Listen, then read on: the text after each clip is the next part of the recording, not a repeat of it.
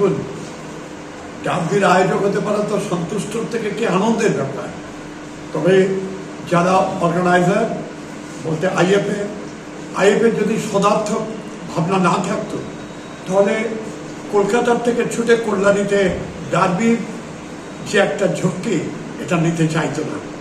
অনির্বাণ লড়াকু প্রশাসক, পরিস্থিতি জানে, পরিস্থিতি বিচার করে অনির্বাণ বুঝেছে যে কলকাতার বাইরে ডার্বি করতে গেলে যদি কোনো মাঠের উপর নির্ভর করতে হয় কল্যাণী স্টেডিয়াম হলো অন্যতম।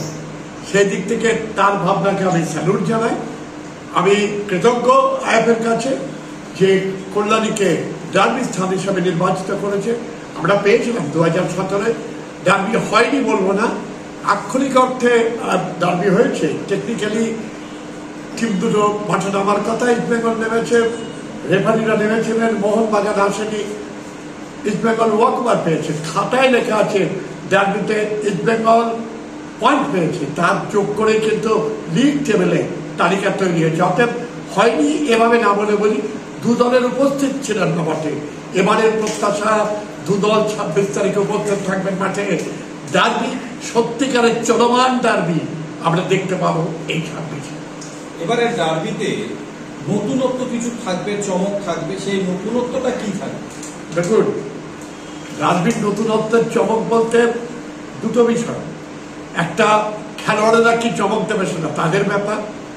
ডার্বির আগের ডার্বিগুলোতে খেলোয়াড়রা তাদের যে ভূমিকা ছিল খেলার মধ্য দিয়ে সেই স্নায়ুর চাপে ভুগে রথী মহারথীর খেলার যে একটা সংঘর্ষ, তাকে ঠিক মতো পরিমাপ করতে না পারার যে একটা অবস্থা, সেইটা হতে পারে একটা জিনিস। সেটা আমরা নই, আমরা হচ্ছে মাঠের বাইরে মাঠকে সাজানো। দেখুন, শুরুতেই একটা চমক আইএফএ দেখিয়েছে। ভারতবর্ষের ইতিহাসে কোনো ক্রীড়াঙ্গনে টিকিট ছাড়া মুঠোফোনের উপর নির্ভর করে মাঠে ঢুকবে দর্শকেরা। এক ঐতিহাসিক সিদ্ধান্ত। লাইনে দাঁড়িয়ে ঘন্টার পর ঘন্টা দাঁড়িয়ে থাকতে হতো, ঘন্টার পর ঘন্টা দাঁড়িয়ে থাকতে হতো, এবং ভেতরে ঢোকার পর তাদেরকে টিকিট ছেড়াছেড়ি ইত্যাদি প্রভৃতি করতে হতো। সেইটা কিন্তু এই যেহেতু মুঠোফোনের ভেতর দিয়ে টিকিট আসছে, কোনো প্রিন্টেড টিকিট বাইরে আসবে না, সম্পূর্ণ কিউআর কোডের ভিত্তিতেই আপনাকে মাঠে ঢোকার অনুমোদন দেওয়া হবে। এক অভিনব চিন্তা। ক্রিকেট মাঠে হয়নি, টেনিস মাঠে হয়নি, ফুটবল মাঠে প্রথম, এবং তাও আইএফএ লিগের দাবি পেয়েছে। ভবিষ্যতে ভারতীয় অন্য ক্রীড়া প্রশাসকেরা এই পত্রগুলো সম্পন্ন করবে, এটাই আমার ধারণা এবং প্রত্যাশা। আমরা এর বাইরে যেটা রাখছি, প্রত্যেকটা গ্যালারিতে আমরা মেডিকেল ইউনিট বসাচ্ছি। একজন ডাক্তার, 3 জন করে সহকারী দিয়ে মেডিকেল ইউনিট প্রত্যেকটা ব্লকে থাকবে। একটা সেন্ট্রালি থাকবে, আর একটি যেটা মেইন ব্লক হচ্ছে প্লেয়ারদের, তার ড্রেসিং রুমের ওখানে একটি থাকবে।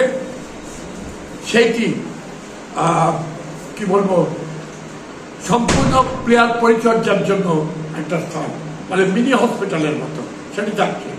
খাওয়ার জন্য দেখুন, ক্রিকেট মাঠে থাকে স্টল, ফুটবল মাঠে খাওয়ার জন্য কোনো স্টল থাকে না। এখানে কিন্তু 3টে সুসজ্জিত স্টল, 2টি মোহনবাগানের দিকে, 1টি ইস্টবেঙ্গলের দিকে স্টল থাকবে। খাবার পরিবেশন করা হবে, প্রয়োজনে দর্শকের গ্যালারিতে উঠে গিয়ে খাবার দেওয়া হবে। যেমন আইনক্সে আপনারা সিনেমা দেখতে দেখতে খান, এক্ষেত্রেও সেই পরিবেশ, সেই বাতাবরণ তৈরির একটা প্রচেষ্টা কিন্তু রাখা হচ্ছে। কতটা সফল হবো শেষ সময় করতে পারবো। একটা বিষয়, এই ম্যাচটা 19 তারিখ হওয়ার কথা ছিল। পুলিশের তরফ থেকে কিন্তু বেশ অসহযোগিতা করা হয়েছে। 19 তারিখের আগেও করা হয়েছে, কালকে রাত পর্যন্ত টিকিট ছাড়ার ক্ষেত্রেও পুলিশের দিক থেকে যথেষ্ট অসহযোগিতা করা হয়েছে। কলকাতার ফুটবল ভারতীয় ফুটবলকে শাসন করেছে, বাঁচিয়ে রেখেছে। আপনাদের কাছে এর একটা আবেগ আছে, ফুটবলের আবেগ আমাদেরও কাছে আছে, কিন্তু পুলিশ কি এর গুরুত্ব বোঝে? কলকাতার ইস্টবেঙ্গল মোহনবাগান ম্যাচের গুরুত্ব কি? দেখুন, আমি যেহেতু আমরা মানে আয়োজক, আমরা বলছি পুলিশ আমাদের বিড়ম্বনা করছে, পুলিশ তা নয়। পুলিশকে কিন্তু তার দায়িত্ব পালন করতে হবে। প্রথম এরকম কলকাতার বাইরে মুক্ত পরিবেশে ফুটবল, ওরা কতটা দর্শক আসবে, আমরা টিকিট কতটা ছাপছি, তার উপর আস্থা রাখতেও তো একটা সময় লাগে। যে আয়োজক এটা আয়োজন করছে তাদের প্রতি পুলিশের ভরসা কতটা, সেটা তো পুলিশকে বুঝতে হবে।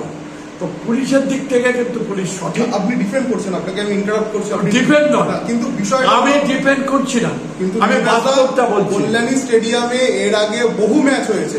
কল্যাণী স্টেডিয়াম এই প্রথম কোনো ফুটবল ম্যাচ আয়োজন করছে না, হতে পারে ডার্বি, কিন্তু এর আগেও বহু বড় ম্যাচ হয়েছে। শুনুন, আপনার কথা নিয়েই বলছি।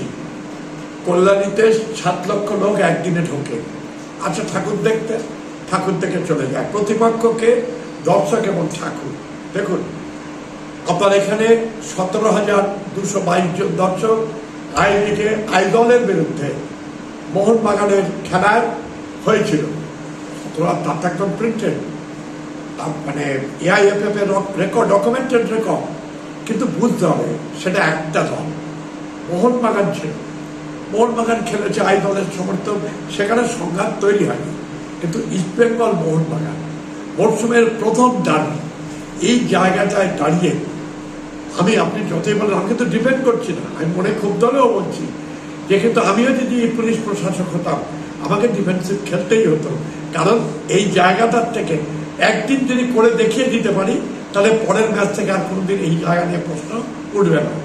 আপনি যেটা বলছেন সেটা সাধারণের মনে আসা স্বাভাবিক। কলকাতার ফুটবল একটা আবেগ, আর ডার্বি আরো বড় ধরনের আবেগ। ফুটবলকে বাঁচিয়ে রেখেছে এই একটা দিন। প্রতি লিগ যে খুব দুরন্ত লিগ হয় তা নয়, এই ডার্বি খেলাটাই কলকাতা ফুটবলের একমাত্র আকর্ষণ। অতএব এর যে পাওনা বলতে যা বোঝায় সেটা কিন্তু এই একদিনেই মিটে যায়, তাই মিটায়। একটা বিষয়, আপনার কল্যাণী স্টেডিয়ামের অর্থাৎ কল্যাণী এর যে ক্যাপাসিটি 18,000 দর্শক আসন, সেই জায়গায় দাঁড়িয়ে প্রথমে কথা হয়েছিল 15,000 ছাড়া, কিন্তু পরবর্তীতে সেটা নেমে আসে ভিআইপি কমপ্লিমেন্টারি নিয়ে 10,000 টিকিটে। আরো 5,000 টিকিট কি ছাড়া যেতে পারত? আমি তো উদ্যোক্তা হিসেবে চেয়ে আমি ভাবতাম যে পারতো হয়তো, পারলে ভালো হতো। কিন্তু সার্বিক ব্যবস্থাপনা দেখলে এটা ঠিক যে পুলিশ যেটা করেছে তাদের বিচক্ষণতায় সেটাকেই আমাদের দিতে হবে, মত দিতে হবে। এই কারণে দিনান্তে কিন্তু টার্গেট হবে কিন্তু পুলিশ। কোনো কিছু বিচ্ছিন্ন ঘটে গেলে আইনের শাসনটা কিন্তু পুলিশের হাতে। তখন হয়তো আমি ব্যক্তিগতভাবে আমাকে দোষারোপ করতে পারবে কেউ, কিন্তু সামগ্রিকভাবে প্রতিষ্ঠান হিসেবে পুলিশের উপর কিন্তু দায় রাখতে হবে।